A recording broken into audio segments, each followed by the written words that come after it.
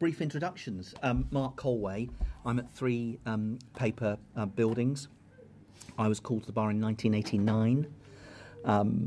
I have not always, but have specialised for the vast majority of that time in family law, specifically children, public law, children law, and specifically in latter years, non-accidental injury cases, specifically those involving brain injury.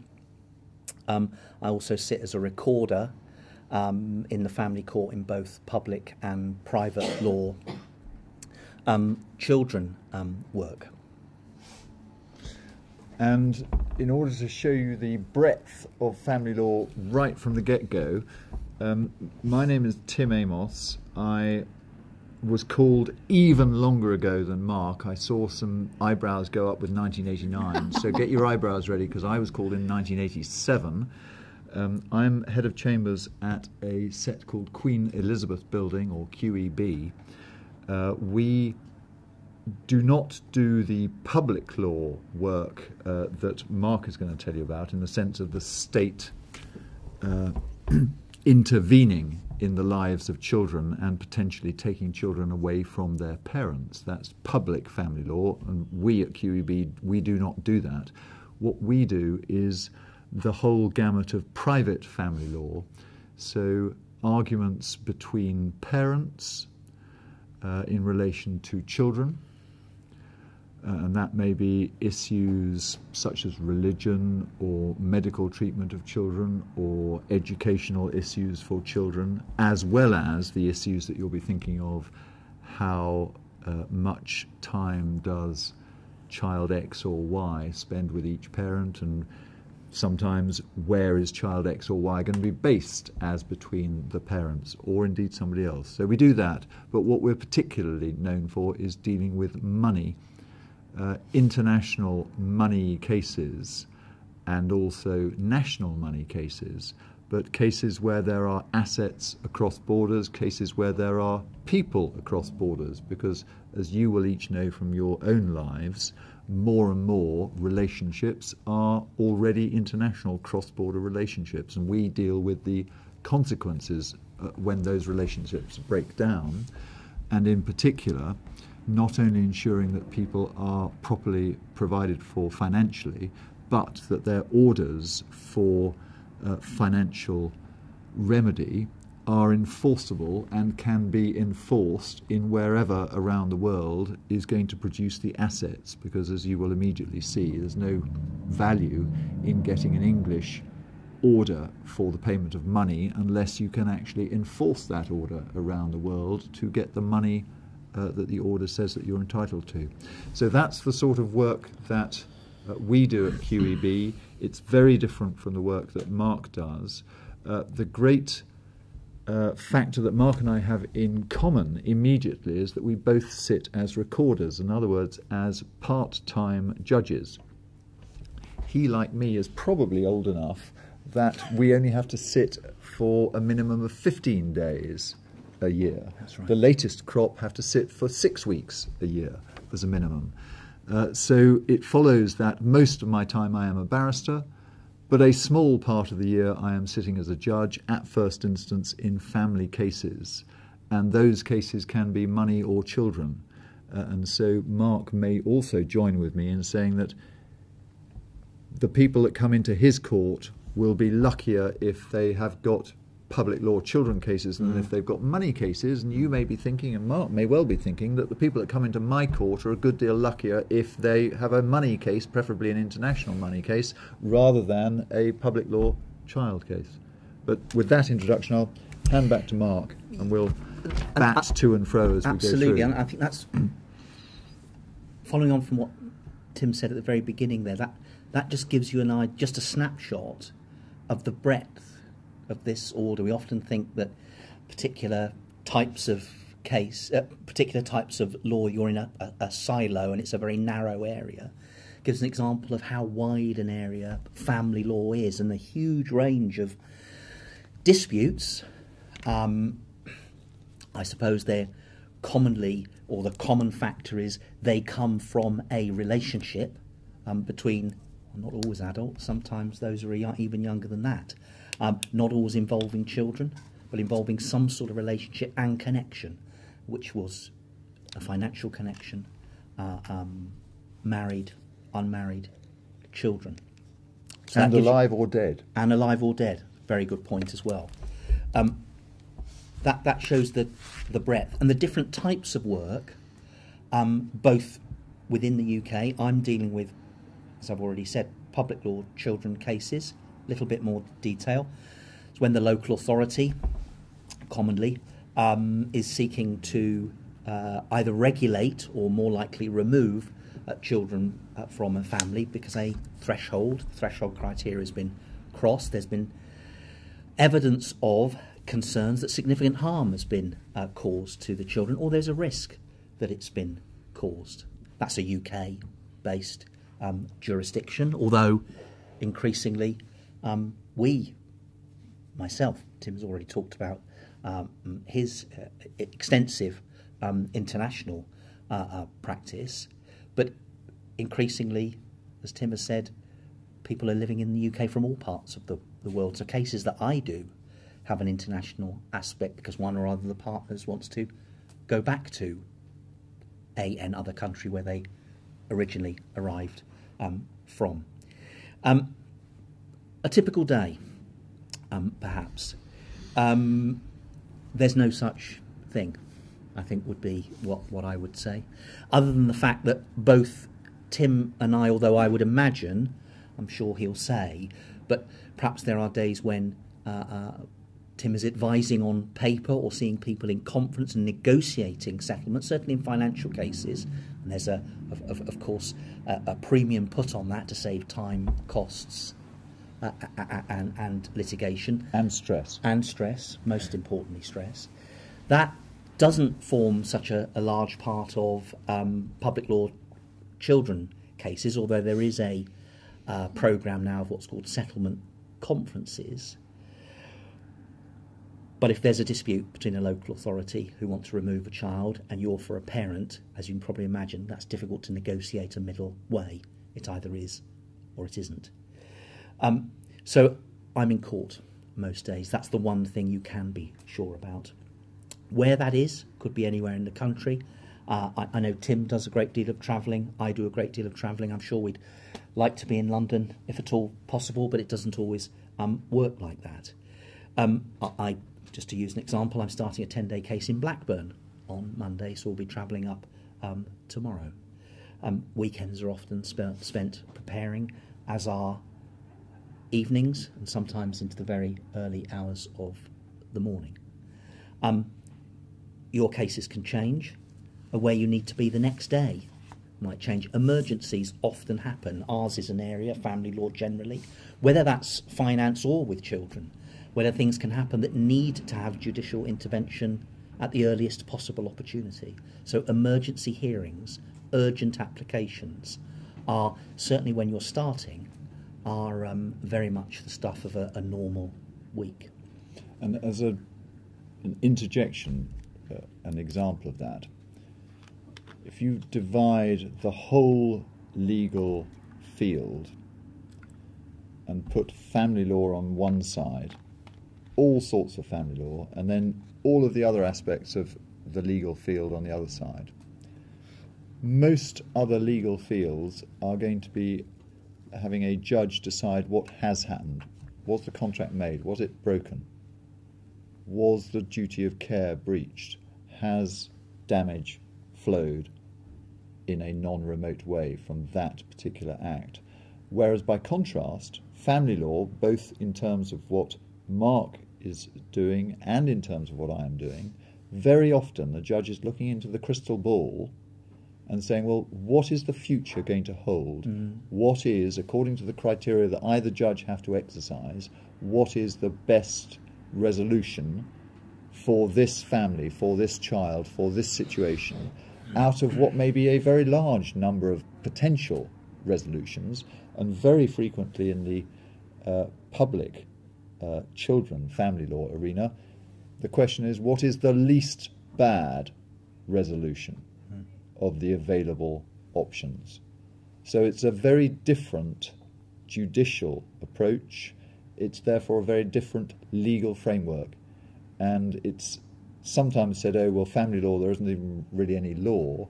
And I would encourage you to jettison that particular prejudice, because there is a great deal of law in family law, and you need to be rigorous in applying your legal framework, but you're applying it to people and to their future. And that, I think, is a huge distinguishing and very positive feature about family law. And I think, to take an example of that, if one says crime, you're prosecuting or defending in the criminal court, and a jury make a decision, your client is either guilty or they're not guilty. If they're guilty, there's then going on to perhaps discretionary sentencing approach. Within both the children sphere and, let's say, the financial relationship sphere, there are lots of possible settlements that can either be judicially imposed or negotiated. Private law children cases, as Tim alluded to, in terms of who a child should live with and how much contact they should have with. There are, of course, areas within that scope of many, many different possible solutions. There is, I would like to think, within our area, scope for very significant creativity within settling. Because what you're actually looking to do, and it's why I favoured or came into this area, you're dealing with, as I've said, human relationships, and attempting, however unsuccessfully on occasion you might do that, to improve the situation for them, not only your client, because if it suits just your client, you know the next day it's not going to work because these relationships continue, is to mean that these parties do not come back to court. Most specifically, they don't come back to argue about, in my area, about the child or children, that there's a settled solution for those children, and that can be a creative process as well as one which is just imposed by a judge.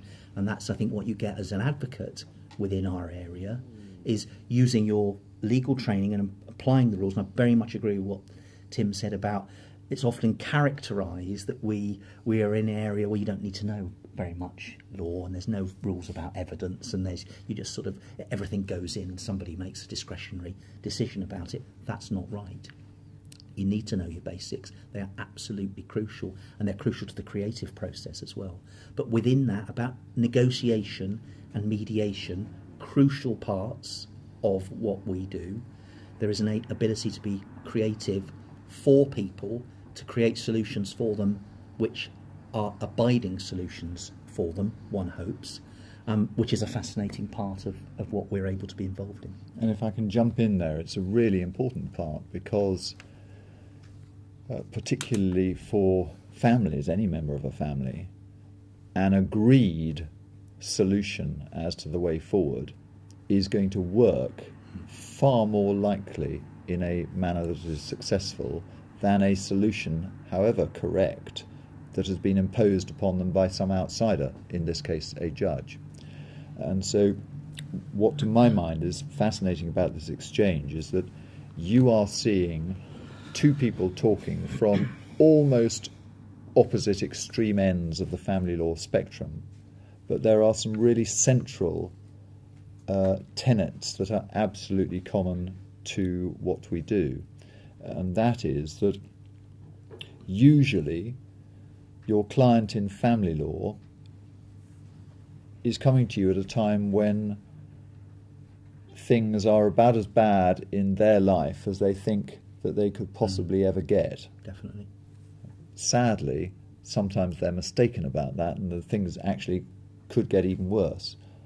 But they come to you, and you, the family lawyer, are not going to be able to put the clock back and make everything rosy again in the way that it was, but you are starting with a blank sheet of paper. And it is, I absolutely agree with Mark, enormously creative because what you are being asked to do is to build a future that may not be as good as what went before, but is a livable, positive, creative future. And you're being asked to do that within not only the framework of the law, but equally important, within the framework of what will and will not work for this particular client, for these particular family members in this particular situation. And that is why in family law it is often said, but critically important, that you have to have highly developed and developing interpersonal skills. So if people don't interest you, then family law is definitely not for you. But it's worth thinking about that really carefully, because certainly when I started, I positively did not want to do family law, largely, I have to say, through ignorance. And I certainly hadn't thought about the people element and what happened to me in a set of chambers which was then partly family and partly general civil common law. It was the family cases that kept coming back to me, even though I was at the beginning trying to avoid them. They kept coming back to me, and I then realised that it was they actually that gave me the biggest kick, and it was the capacity to change somebody's life inestimably for the better. And that is, it's a kick that, to my mind, is of a completely different order of magnitude than getting a few extra numbers below the line on a balance sheet. And I say that coming from the perspective of somebody who does a lot of financial family work, which involves company mergers, company sales, looking at balance sheets, reading accountants' reports, working out how you can extract liquid cash out of a business that, on the face of it, doesn't have any spare money. But in that way, you generate supplies of cash with which to separate out, say, a couple's finances, so that one party retains the business, but the other party retains a pot of cash that has been extracted from the business. Now, that's all very financial, it's very corporate, and it is very rigorous in terms of the analysis that is needed.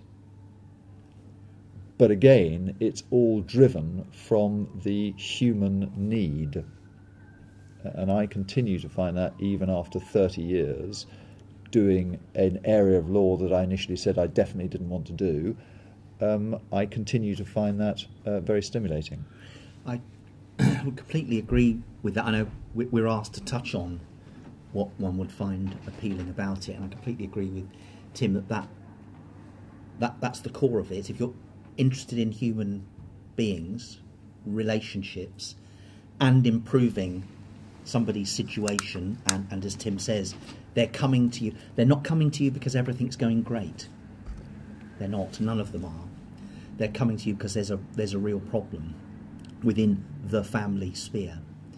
So that's, I'm agreeing with Tim, that's what I find appealing. And to touch on and extend another point that Tim was making about key skills in that area. If you've not got that interest, yes, it's not going to be for you. You're dealing with people who, as Tim said, are often at their lowest, although maybe they're wrong and there might be a lower point they could go if your intervention is not correct and a helpful intervention. But what you need is patience, because what you're dealing with, you're never dealing with somebody who's dispassionate. You're not dealing with somebody who perhaps is running a big organisation, or it's a company or a public authority, it's their job. This is somebody's marriage, their personal finances, their pension, their own company they've built up, their children. So they're never going to be dispassionate about it. They're not always going to be able to stand back and be logical about it. So you need patience and an empathy to understand why they might be saying to you, standing back and trying to be, how are we going to get from A, which is where we are now, to the B they'd ideally like to get to, or in fact to C, which might be not what they're saying they want to get to, but the best solution for everybody, when they're not being necessarily, or definitely not dispassionate, and almost certainly not logical about it. Patience and empathy. Now, there are people who can do that, and it's a skill one can get better at. I hope that that's something which I've been able to improve over 30 years, but wanting to listen, because people want to tell you their stories, and if you're interested in those human stories, then I think you can really do a job for people. Mm. No, I very strongly agree with that. What also follows from it is that if you're looking for advocacy experience in your chosen area of the bar, then family law is probably close to the top of the areas that are going to produce advocacy experience. Mark says he's in court most days. One of the reasons that you're going to be in court a lot is because of exactly that passion that Mark has mentioned. Because in the nature of family law, each of the parties believes passionately that they are right, and they are absolutely not some middle-ranking accountant in some faceless organisation where it frankly doesn't really matter whether the number is a big number or a less big number. It matters passionately to each of our clients in each of our very different cases what the outcome is. And persuading a client who is often, particularly when you start, a client who is a lot older than you, thinks they know the world a lot better than you do, comes from a different background, they think they're better at everything, and you're just the starter barrister. But persuading that client that their wish to get to point B in Mark's example, when actually the best they're going to do is point C, which may be on a different trajectory altogether, is crucially important. And you need to be able to persuade that client that that is their best option. So when people are talking to you about advocacy, and when you're thinking about advocacy that you want to do, it's not just persuading the judge. It's not just persuading the judge that your case is right, that your client is right. It's persuading the other side in a negotiation that your client's position is right. But it's also persuading your own client in the conference, in the client meeting, of what is and is not in their best interests and what is and is not achievable. And you have to be able to see all of those angles and all of those points of view. And to extend the point that Tim's just made about dealing with or client management, and Tim's example of perhaps somebody who's older, thinks they're more experienced, in my area it's often somebody who's much younger, much less experienced in the world. 14-year-old mother, 15-year-old mother, 15-year-old father. Cases where the grandparents are significantly younger than even Tim or I are, and often far less experience of the world. And of course within care cases, sadly, institutionalised intergenerational poverty, mental health difficulties. Again, dealing with and persuading, but dealing with and explaining, moving to a position where you can get to a solution with those at that end of the spectrum, has its different challenges, but is as challenging as dealing with Tim's very experienced older client who may be the CEO of a big international company. So again, you've got that range of dealing with different people. The skills are probably interchangeable. You start the process by understanding where that client has come from. This is a 15-year-old mother whose parents and the grandparents have been on benefits their whole lives. Or this is somebody who's come from a very high-powered academic background.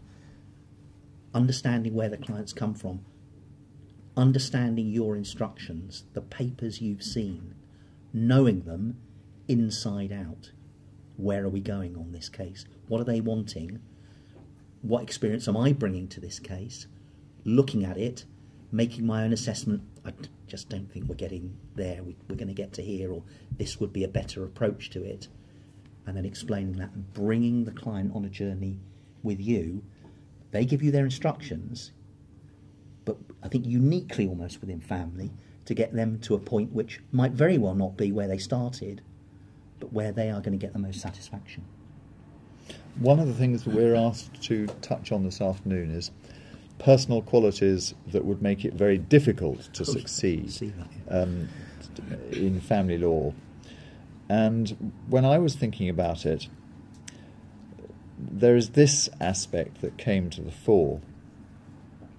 If you find it difficult and uninteresting to see another point of view or somebody else's point of view, then probably family law is not for you.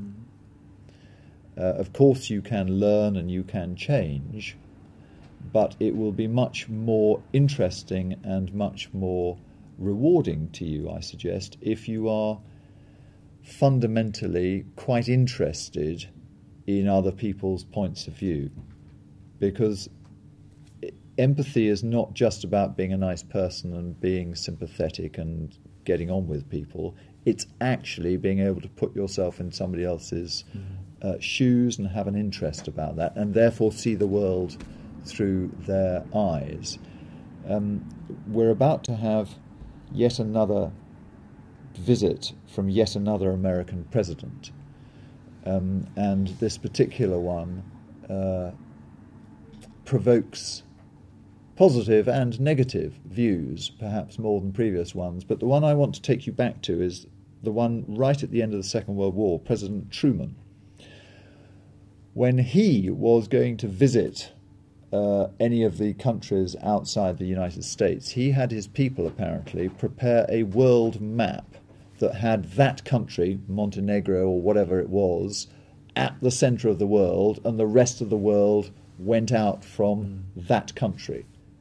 Well, that's, by analogy, what you need to do with your clients in family law, because you need to see the world through their eyes.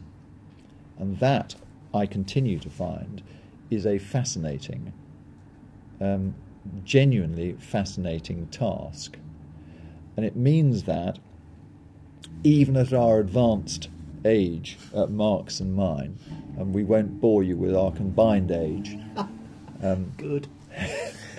But even at our advanced age, I'm pretty confident that I can say for Mark, as I can say for me, that I have never once been bored by my work as a barrister in family law. Agree. I may well have been completely knackered because it's the middle of the night and I haven't had any sleep and I've still got to read another 3 files, and I may have been done down because I've lost a case or because the client's been rude or my opponent's been rude. There may be all sorts of things that have gone wrong, but I have never been bored.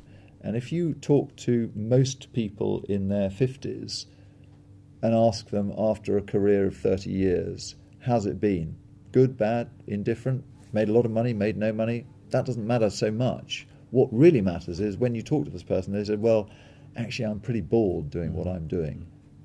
And most barristers, and certainly in my experience, family law barristers, will always tell you, it doesn't matter what they did, they've never been bored. That's a huge, huge benefit in life. Absolutely right, because no case, they might be similar, but they are never the same, because the people involved are never the same. They're all unique. And of course they also then, sorry to interrupt, No. also touch on all of the other areas of life experience. Yes, so indeed. you will get some criminal law undoubtedly thrown in. You will get some landlord and tenant undoubtedly thrown in. You'll get some patent law thrown in the sort of work that I do, because you'll be looking at somebody, husband or wife, who has a company that has a particular patent and you'll need to understand it. Or, as last week, I needed to understand how a dentist's practice is valued and the difference that it makes whether it's an NHS practice or a private practice. you will also need to understand how surrogacy works, and not only in terms of the science, but also in terms of the different laws around the world that mean, for example, that a perfectly legal American order for surrogate parents to take their child out of America to Europe. If the child lands in England, there will be an order that recognises that as a legal child of legal parents doing perfectly normal things.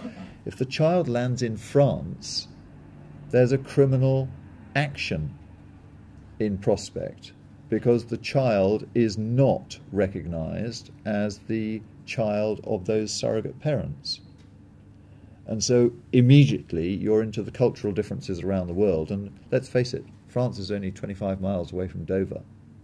It's really not very far, particularly for a child that's come from California with its two parents of whatever sex and journeyed to England.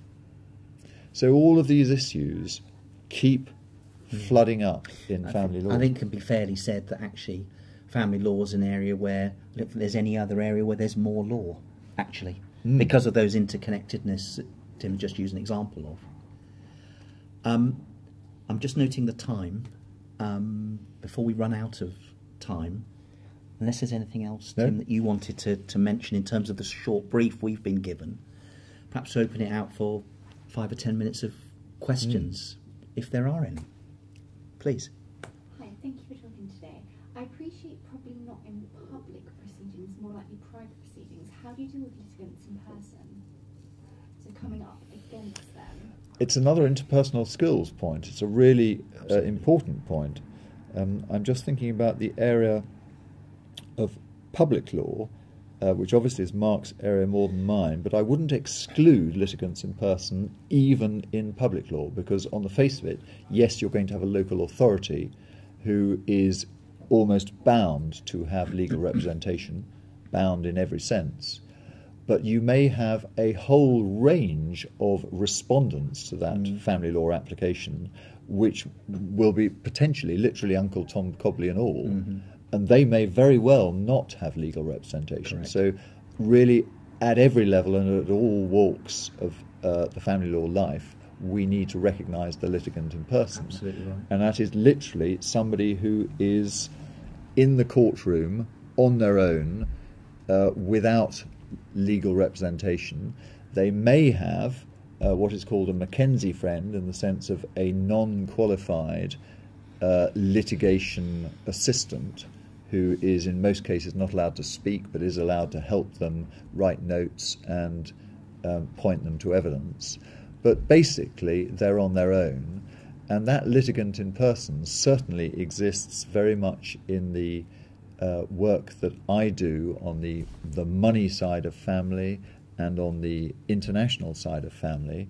It also exists very much in the work that both Mark and I do as judges, yes. because legal aid has been so decimated and so reduced in this country that for many judges the case will involve no lawyers at all, but simply rival parties presenting rival positions. And if you're lucky, there are only 2 of them. There may be 5 or 6, all with a different angle, and all looking to you, the judge, to make a decision.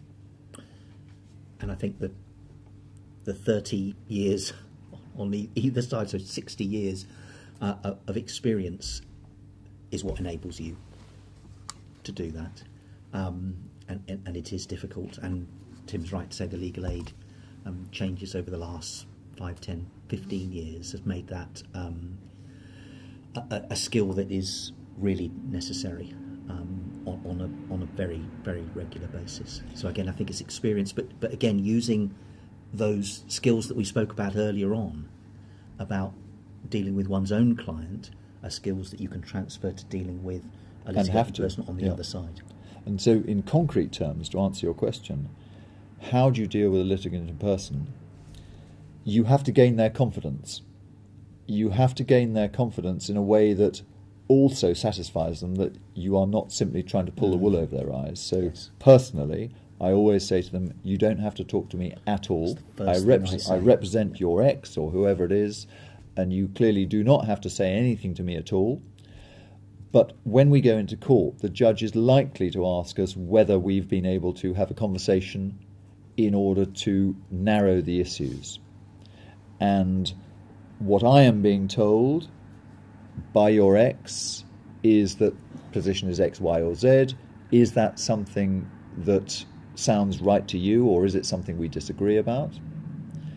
And in approaching it that way, usually you get them to the point where they do prefer to talk, not least because they are basically there on their own. They're basically dealing with the worst thing that's happened in their life, and some outsider is going to make a decision unless they can reach an agreement with their ex. And so you hope that whilst the litigant in person is bound to treat their oppo barrister with a degree of suspicion, and that's perfectly fair, you hope that they are nevertheless going to recognise that you are A, truthful, and B, offering options that clearly are driven by the interests of their ex, but may nevertheless be an option that works for them in their particular family situation as well. And again, it is about the interpersonal skills, the empathy, seeing life from their position, and therefore being able to engender a conversation where at least people are able to look forwards and to look beyond the particular battle ground that is happening now. Please. Thank you so much for your talk. In terms of public law, do you think that it becomes an issue because you're dealing with the child protection system, for example?